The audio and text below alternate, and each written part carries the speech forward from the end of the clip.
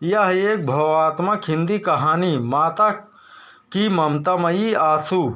एक छोटे से गांव में राधा नाम की एक विधवा महिला अपने इकलौते बेटे अर्जुन के साथ रहती थी।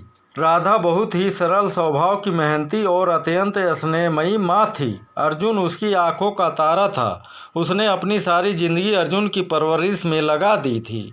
अर्जुन बड़ा हुआ पढ़ाई में होशियार था और शहर की एक बड़ी कंपनी में नौकरी मिल गई। माँ को छोड़कर शहर जाना उसके लिए आसान नहीं था, पर वह राधा से वादा करके गया कि हर महीने पैसे भेजेगा और छुट्टियों में घर आएगा।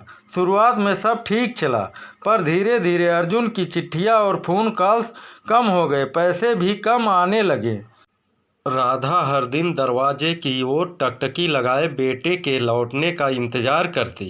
गांव वाले जब पूछते तो वह मुस्कुरा कर कहती, अर्जुन बहुत व्यस्त है, लेकिन जल्दी आएगा।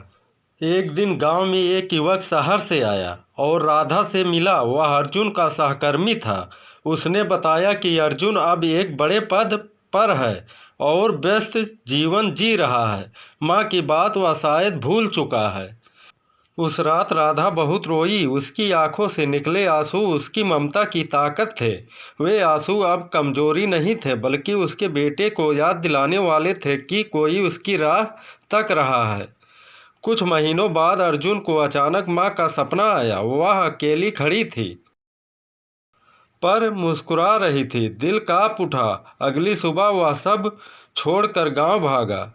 माँ की झोपड़ी अब भी वही थी। राधा दरवाजे पर बैठी थी, कमजोर हो चुकी थी, पर चेहरे पर वही स्नेह था।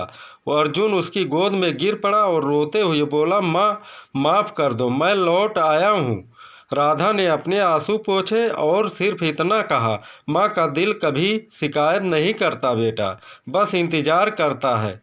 दोस्तों, अगर ये ममतामयी धार्मिक कहानी पसंद आई हो तो हमारे चैनल को लाइक सब्सक्राइब ज़रूर कर देना।